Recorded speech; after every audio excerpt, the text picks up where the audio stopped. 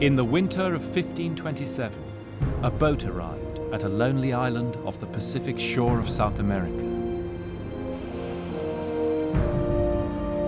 It had come to rescue a ragged band of desperados who'd been searching the unknown for lands of gold.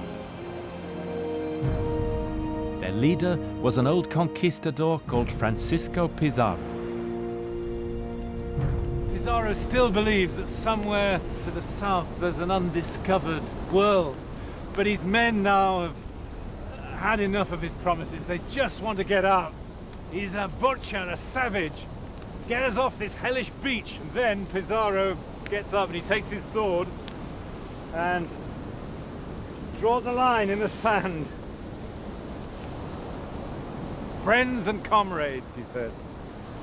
This side of the line is danger, death, hunger, abandonment. This side of the line, comfort and safety. That side of the line, go back to Panama and you'll be poor. Cross over this side and you'll be rich beyond your wildest dreams.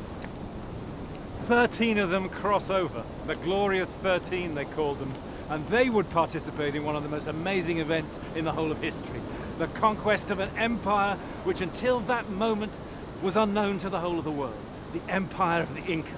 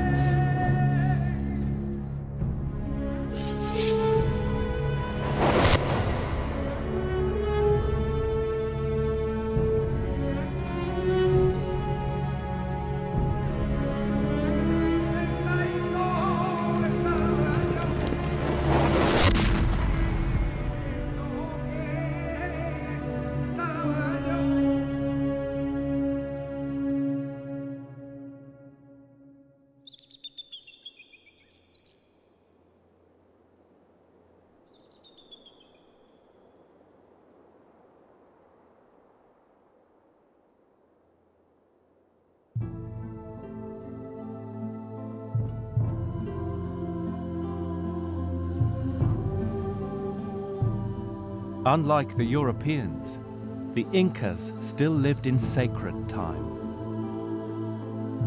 For them, the sun was God, and every day they worshipped his first appearance from the bitter Andean night.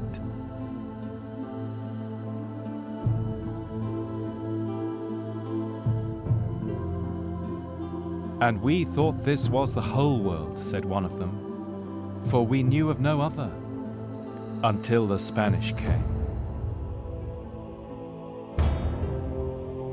In 1532, Pizarro returned to Peru with a small private army.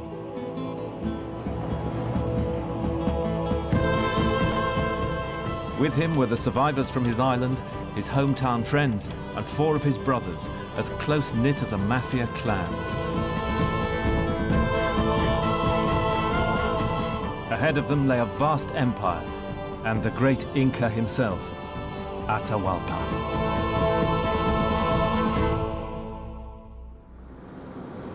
In November 1533, after months of trekking south, Pizarro reached the foot of the Andes, and we set out to follow in his footsteps. Senora Quispe, Imana Yankee. Mama, macho, alohay. Alohay. Wankiman. At first, the local people fed the strangers. Pizarro himself slept in their houses. Well, it'll be reasonably comfortable. I shouldn't have imagined things in terms of a mattress. He taught Spanish to 2 Indians, so he could converse in Quechua, the Inca language.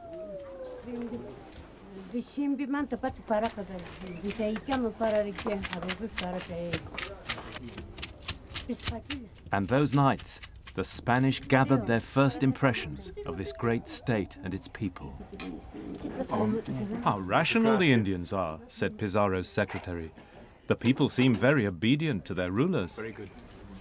Here, the Spaniards tasted potatoes for the first time, along with more exotic dishes. There's an old story that in ancient Inca times, there was a period of famine. The people were starving, and they discovered this furry little rodent among the rocks, and it was good to eat, and it saved them. They only eat it for special festivals, religious festivals and so on. They're doing it today because they've got a foreign guest.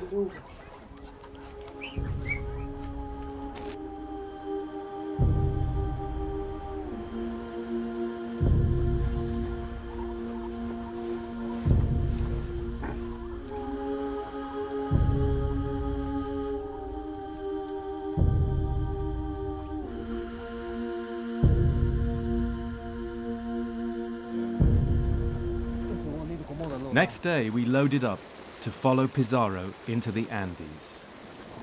It's an unbelievable thought, isn't it? Pizarro had 62 horse and 102 foot, plus some native allies from further up the coast. And he's entering an empire of 5 or 10 million. Maybe if he knew, he Yeah. would go back to Panama. He hadn't seen the Inca army, had he? Yeah. Yeah. Amazing. He's a canny character, Pizarro. Illiterate, you know, middle-aged, tough as old boots, and very, very clever.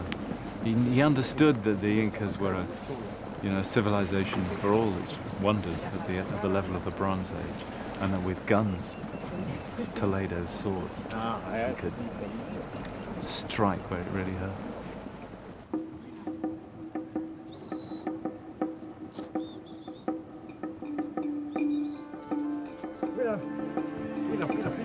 The roads of the Inca Empire stretched 3,000 miles from Chile to Ecuador, and this one led to the camp of the Inca himself at the town of Cajamarca.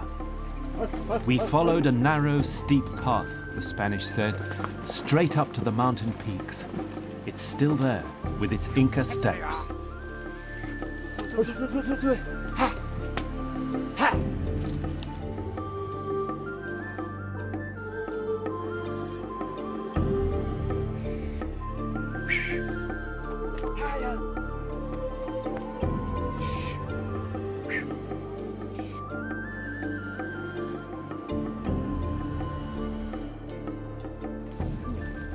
Look at this.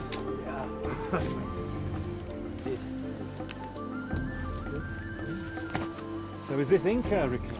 Well, there was nobody but the Incas who made this kind of work. Wow. You see. Look at this.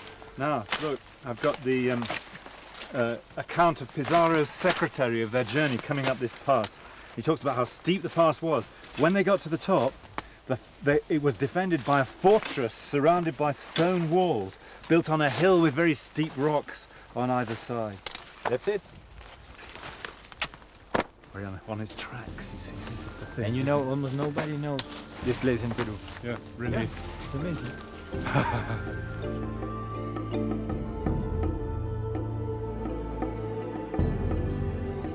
The Spaniards were seeing things no outsider had ever seen. The last moments of a world untouched since the dawn of history.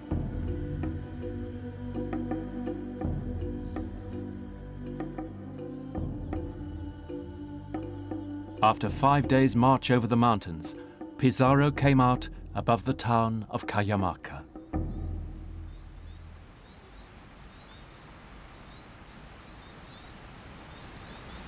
Campfires of the enemy that night were a terrifying sight, the Spanish said, like a brilliantly star-studded sky. Atahualpa's army, they reckoned, was 30,000 strong.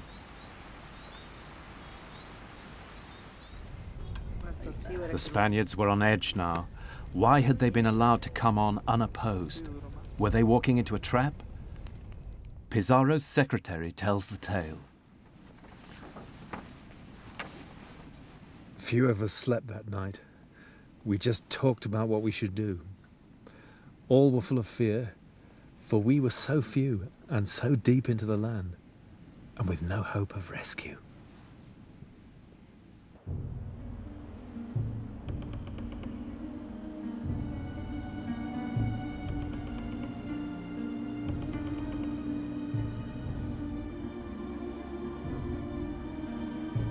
The Inca Atahualpa was taking the waters at the hot springs outside the town. And it was here that the two worlds first met.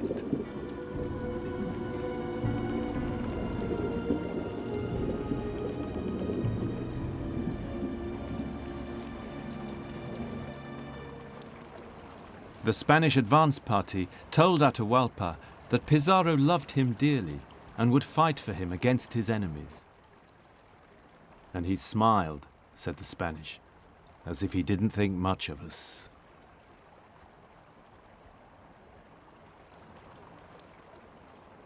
Atahualpa told them they could stay in the town. Ominously, when the Spanish entered the town, they found it empty. They occupied a building on the square and waited to see what the Inca would do. Atahualpa's spies had been watching them all the way. His chief spy, Apu, reported back. We know from several chroniclers what Apu reported. He reported to his boss, Atahualpa, the following. Number one, they are not gods. They're not gods? Not gods. So the Inca knew that immediately? Which is not to say that the people knew that. Okay. I've seen them, said Apu, I've seen them, I've seen how they get tired or sick, and a few of them died, and the gods don't die, they don't get sick. But they designed a plan, and they said, let's kill them all except 3 of them, who are going to be castrated. The horse breaker, the Iron Man. The blacksmith, the blacksmith, the guy who does the horseshoes and all the weaponry, yes. And the barber. The horse breaker and the other one, of course, to establish the cavalry of Atahualpa. But the barber, because, and Apu said, because he knows something, he has powers. I have seen the people lining up in front of his tent, tired, really messed up. Yeah. And when they come out, I have seen them rejuvenated, fresh, health, and with the skin fresh as the baby's butt. Yeah. Atahualpa wanted to have Pizarro for lunch, but Pizarro had him for breakfast. Down in the square, as the hours passed, the Spanish still waited. And I tell you, said one of them, we were wetting ourselves in terror.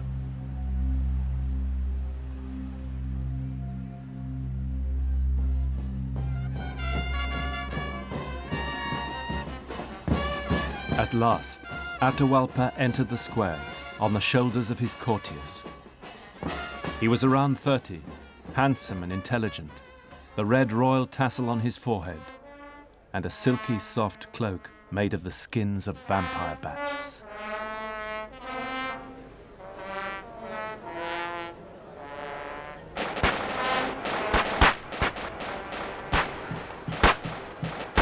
It's funny what people remember at such moments of high tension. And the Spanish remembered the lilting song with which the people welcomed him. It's still sung today at festivals in the Andes.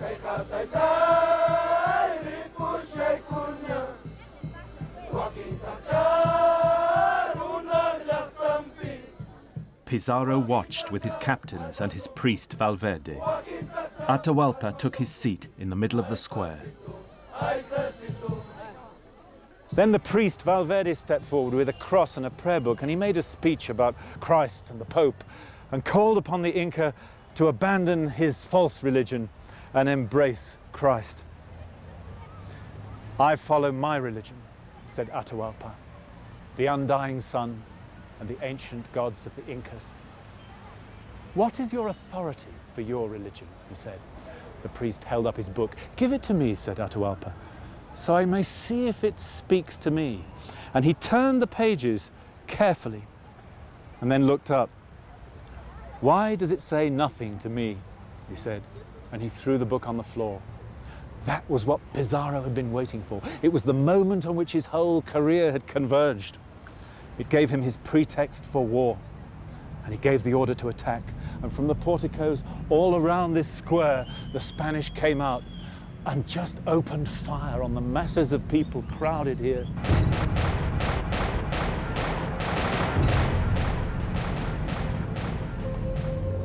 Inca sticks and fans were no match for Spanish guns and steel.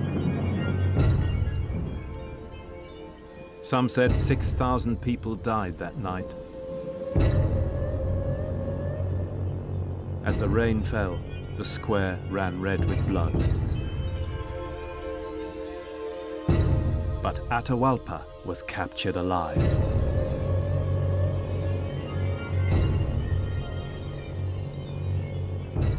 They took him in chains to a prison close by. It's still there. And now, Atahualpa made an astonishing offer to ransom himself. If they would set him free, he would fill the room with gold.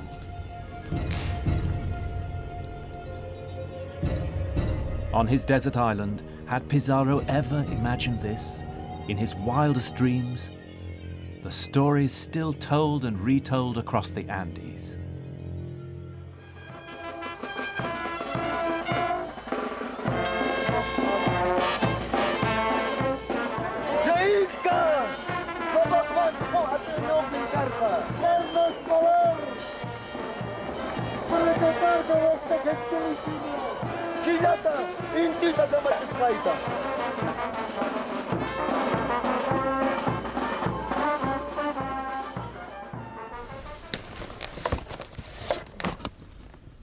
But there are other Inca versions of the story. One of them, a unique manuscript discovered only in the 20th century. Thank you very much.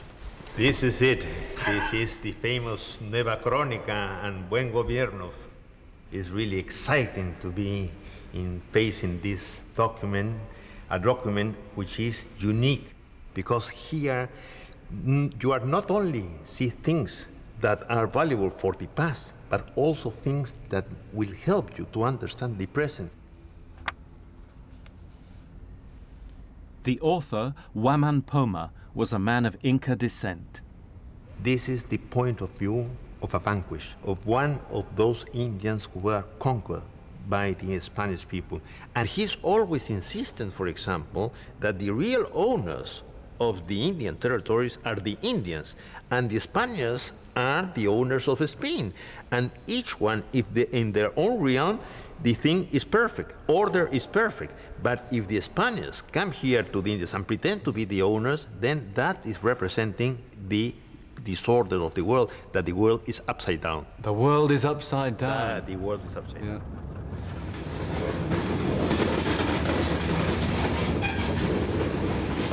To gather the gold, Atahualpa now ordered his people to allow the Spanish to travel freely through his empire.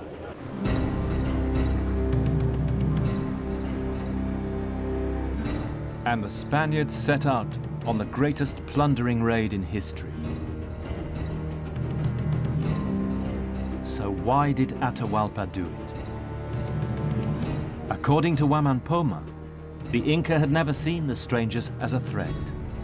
But now he thought, if he delivered the gold as promised, Pizarro would simply go away.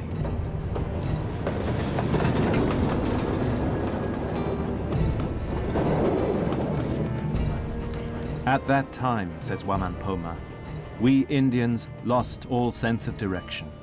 We forgot our gods and lost the authority of our rulers.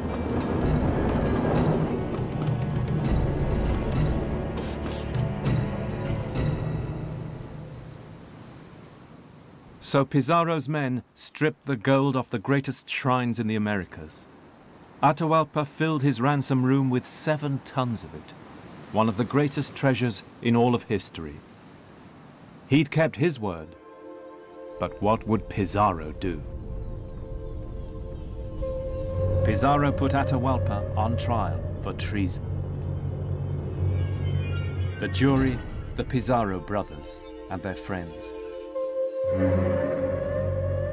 The verdict, the Inca must die. It was the most despicable thing we ever did in the Americas, said one conquistador.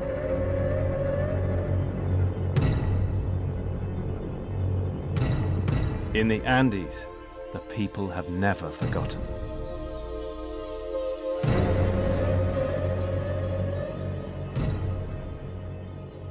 Inca yayata, hapi huchispa, siri payashpa, wañuchirkami. Puma shunguan, atuj makiwan, llamatashina tukuchirkami. Runtuj urmashpa, illapantashpa, kawsaq runawan pambarirkami. Puma shunguan is el corazón, the heart of a puma. See? And Yamatashina, they killed him like a llama.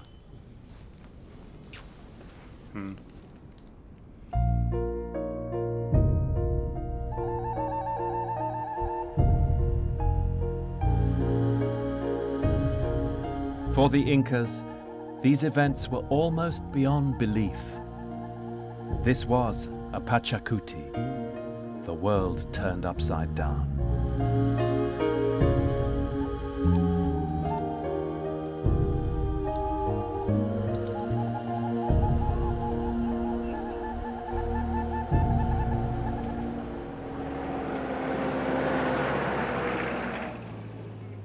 Pizarro now marched his army in triumph south on the Inca Royal Road 1,000 miles to the capital of the Inca Empire, Cuzco. On November the 15th, 1533, we Spaniards reached Cuzco. It was a wondrous thing to behold. No prize ever equaled this. The streets were grand, the palaces of finely jointed stone blocks of great antiquity. It was the richest town in all the Indies, founded by the first Inca and refounded in 1533 by Francisco Pizarro.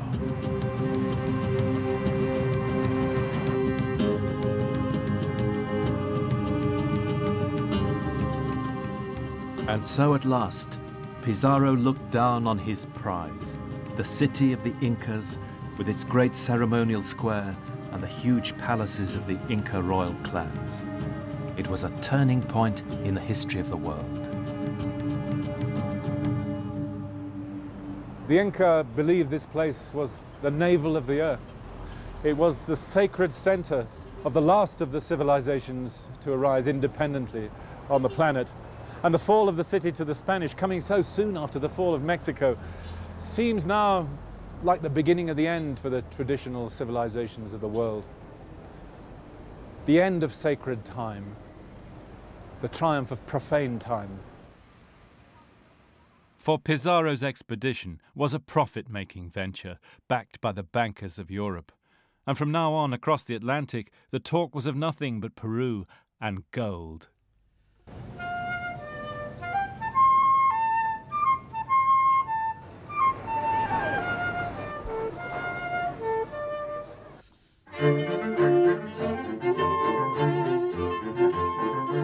Europe was amazed.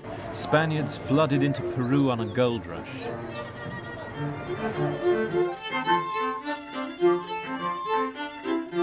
The Pizarro brothers flaunted their newfound fortunes. For them, these were days of wonder, as they tightened their grip on the people and the riches of Peru.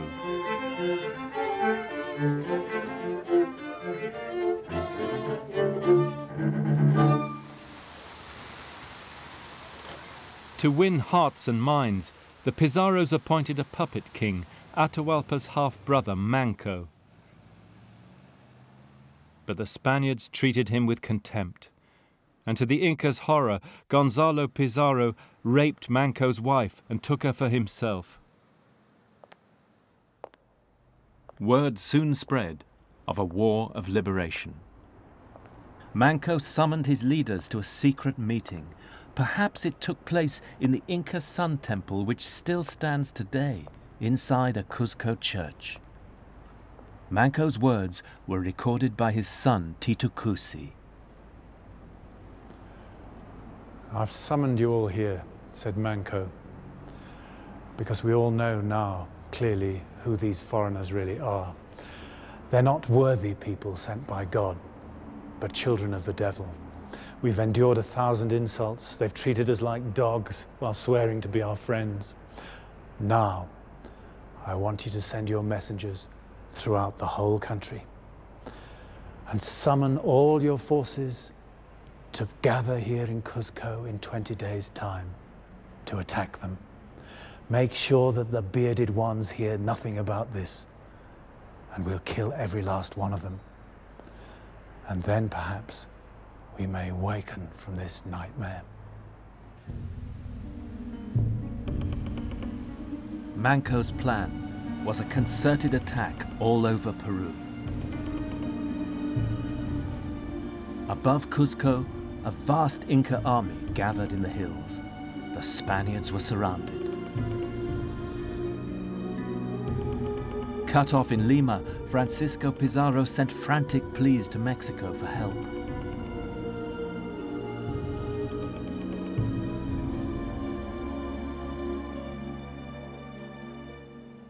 Three relief columns were wiped out by Manco's armies.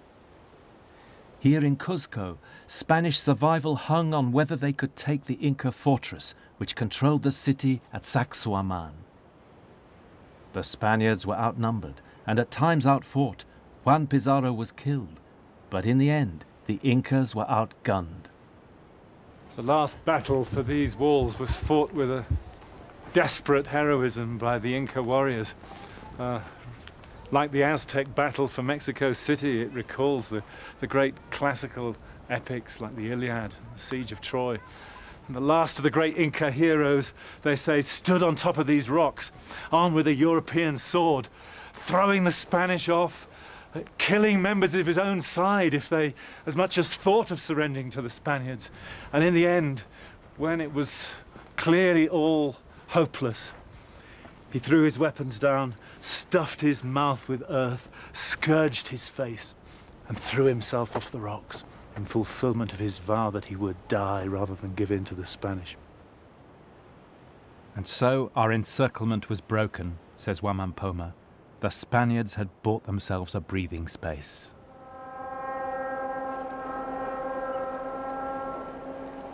The Pizarros now took savage reprisals against the civilian population, the women and children who were helping Manco's army. A massive exodus followed as those who could fled north into the Sacred Valley.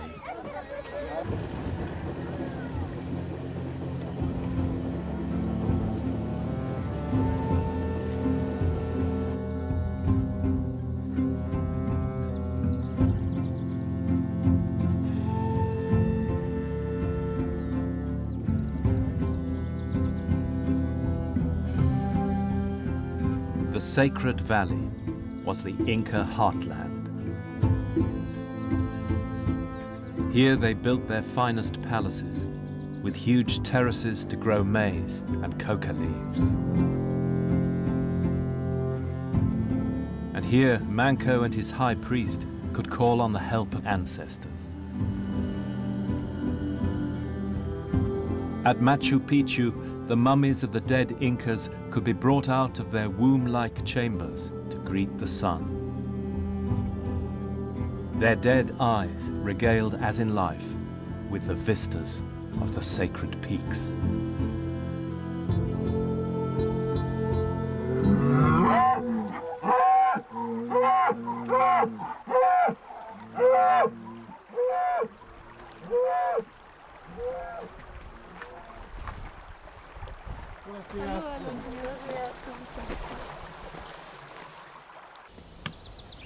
According to Wamampoma, Manco built new terraces and houses here to feed and shelter the influx of troops and refugees.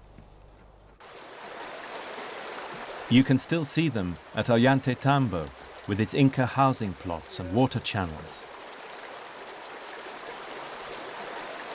The Incas boasted that Manco had made this the strongest fortress in all Peru.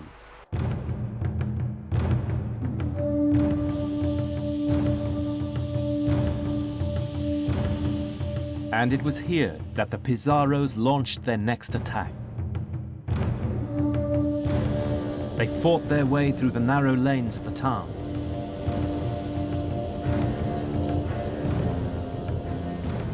And then they attacked the fortress which towers above.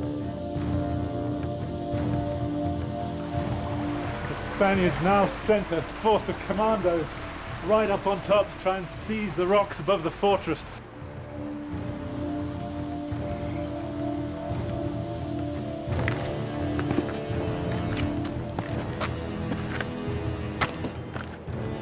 Hernando Pizarro led the assault up these steps, while the Incas rained down missiles, spurred on by Manco, who rode the terraces above on a Spanish horse. Then, suddenly, the Indians hit us from every side, and to hear the roar of their army, it was as if the mountain was about to crash on top of us.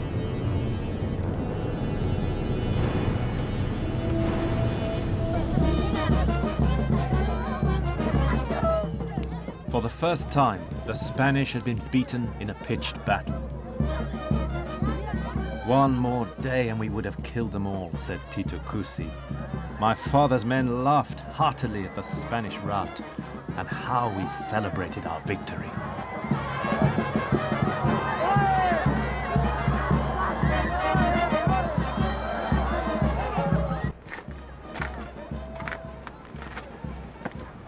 Manco planned to make a new Cuzco here in the Sacred Valley. He even built a great council chamber carved with the royal pumas. "By such monuments he hoped to be remembered always," said Wamampoma. But Manco knew that Spanish colonists were pouring into Peru every month. Within a year, Manco realized that he would have to pull right out of Spanish reach, to the jungles the far side of the Andes. Peru would be partitioned. It must have been a heartbreaking moment for the young Inca. When Manco had decided to retreat up the valley into the jungles of Vilcabamba, he made a speech to his loyal followers. Moving speech too, a little like Bonnie Prince Charlie preparing to go over the sea to Skye. He asked them to remember that his ancestors, the Incas of the past, had been good rulers, had cared for the people and provided for them. "Don't forget that," he said, "and don't let your children forget it." And then he said these extraordinary words, which are all the more striking now.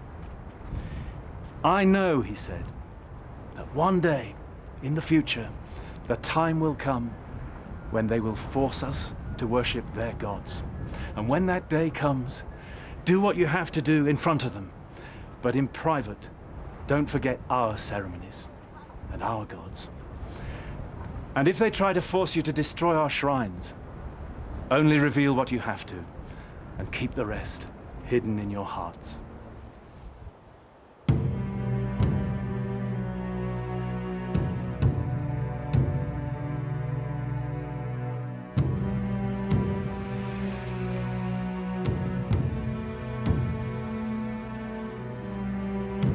So the Inca Empire was to be divided.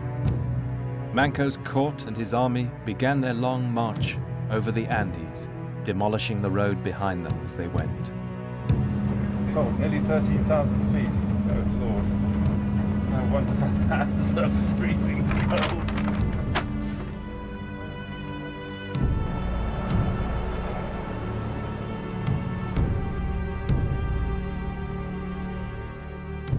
But even now, the Incas still dreamed that one day they might return. On the far side of the mountains, Manco and his generals hoped to organize a new resistance. As Manco put it, to free the land of our forefathers.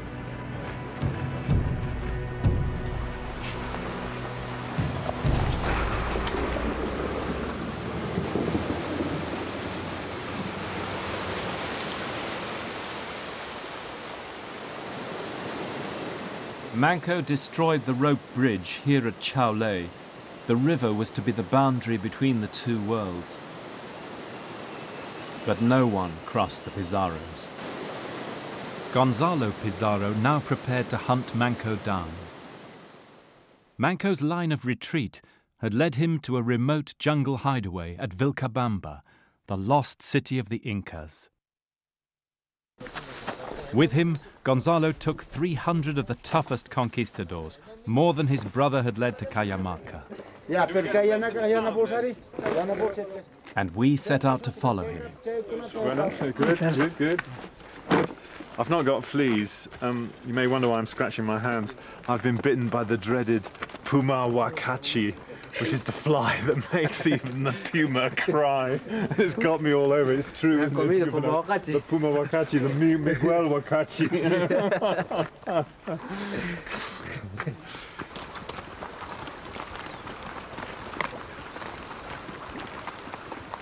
The first stage of our trek in Pizarro's footsteps took us across bleak uplands over the last of the high passes towards Amazonia.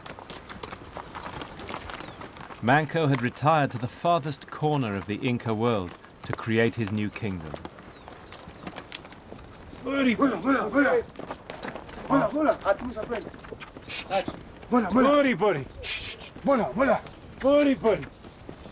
So is this the pass, Carlos? Yeah, this is Colpa Casa, the pass. The Colpa Pasa. Yeah, What's that mean? that's the highest point, highest pass on the trail. Right, I'll catch you up in a minute, okay? The Colpa Pass, the high pass. About 12,400 feet. And this is the last of the passes before the road goes down and down and down towards the headwaters of the Amazon and down into Amazonia itself. When the Inca resistance headed this way, they were saying goodbye to their old homeland.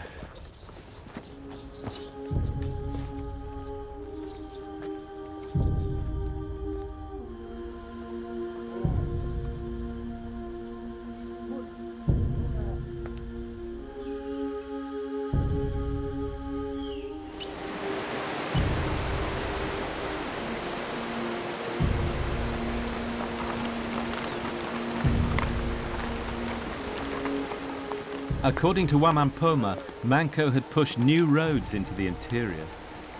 And on the second day, we found them. This looks like Inca steps, yeah? Yeah, it is, the Inca steps.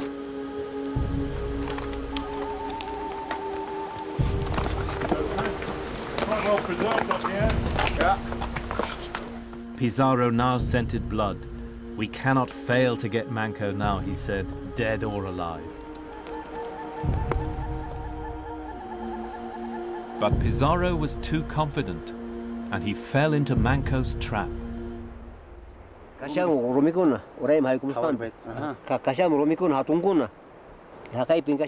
guide, Don Juvenal, told us how the Incas had rolled stones down on the Spaniards, and there are still piles of rocks up there. 36 conquistadors were killed. Gonzalo was forced to retreat and wait for reinforcements before he dared push on.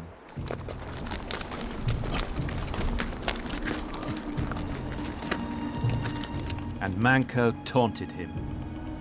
I am Manco Inca. We have killed 2,000 Spaniards, and we will kill you too, and free our country.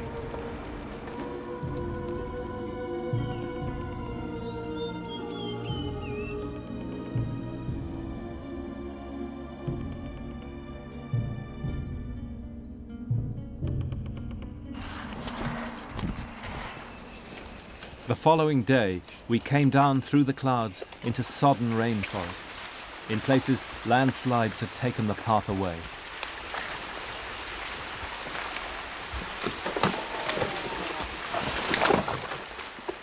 Such conditions must have sapped the morale even of Pizarro's hardened conquistadors.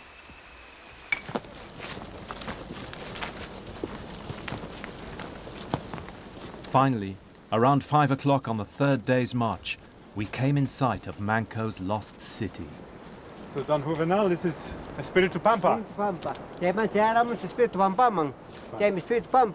See? So there it is, the lost valley of the Incas, the site of their last city. It's so secluded, so hidden that you can understand why it was never discovered until the 20th century. And you can understand too why the last survivors of the Incas thought they might be safe here, hidden away from the rest of the world. Pizarro had had to fight his way this far. But when he got here, the city was empty. Manco had disappeared into the jungle.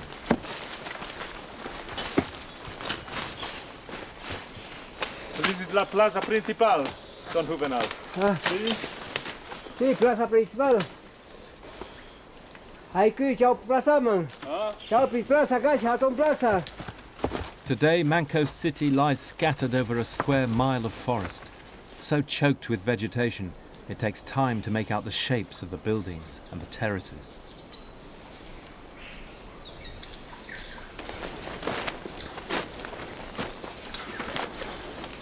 It's all on such a huge scale. This is the terracing of the great plaza in the middle of the city, on which stood the temple. And they brought all their most sacred relics here from Cuzco, the mummies of the last of the dead Incas, and above all, the most sacred relic, the punchao, the golden image that symbolized the rising sun, in whose chest was a heart made out of dough, made from the powder of the hearts of the dead Incas. They brought it all here to try to rebuild their world in the middle of the jungle.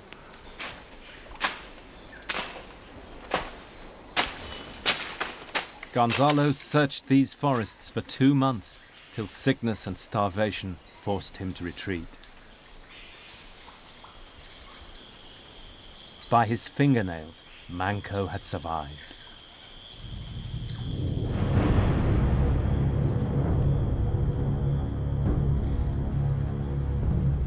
In his fury, Pizarro took revenge. He ordered Manco's wife shot with arrows and floated her down the river in a basket to be found by the Incas. Manco was grief-stricken, for he had loved her very much.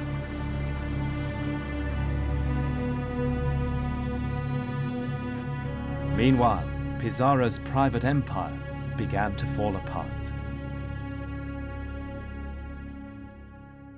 Like all mafia families, the Pizarros had made bitter enemies.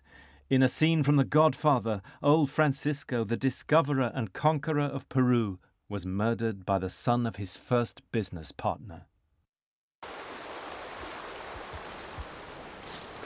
Manco, meanwhile, had made his new capital at a place called Vitcos. Fantastic. There's the Vilcabamba River. The Spanish described the place as being on a high mountain with wonderful views over the province of Vilcabamba. And on top, they say, there was a substantial flat area where majestic and sumptuous buildings had been erected with great skill and art. And you can see their ruins even from this distance. Manco held court here for 7 years. The Spaniards were now fighting among themselves, and he sheltered enemies of the Pizarros. But there was a price on the Inca's head, and in the end, they got him. This is all that remains of Manco's palace. Here's the finely sculpted lintels that the Spaniards mentioned.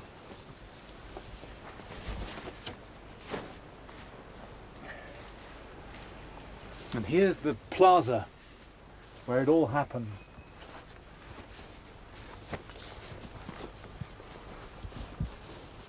Manco was about to play a game of quoits with horseshoes with his Spanish guests. It was a game he particularly liked.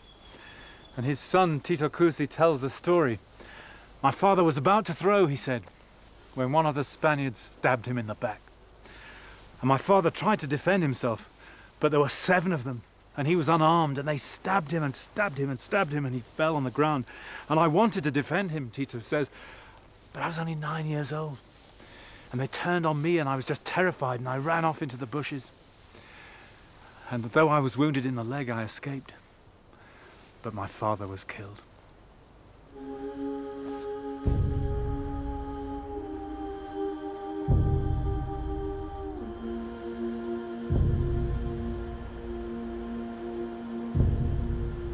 Manco had been the one Inca who offered hope of long-term resistance.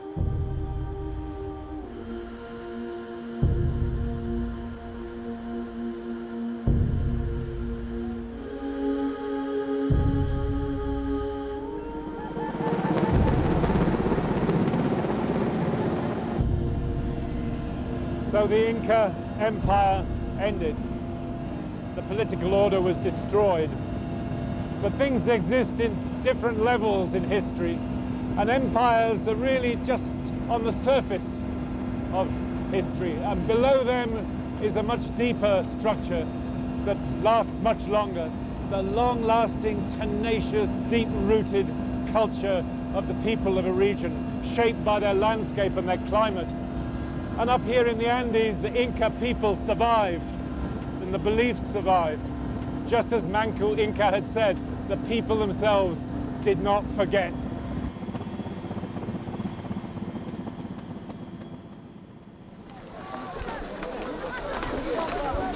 Nearly 500 years on, the people of the Andes still revere the ancestral spirits of the Incas. Every year in June, they go up in their thousands onto the glaciers of the sacred mountains. And just before dawn, at a breathless 16,000 feet, they worship the ice of Coiloriti, the lord of the snow star.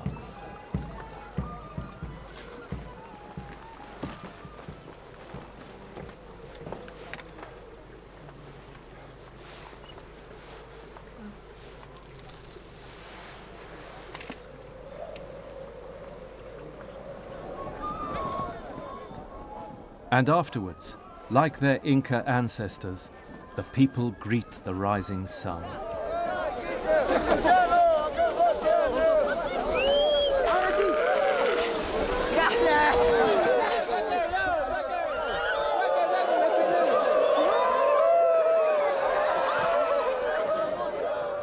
And then they sing the lilting song they sang to Atahualpa all those years ago.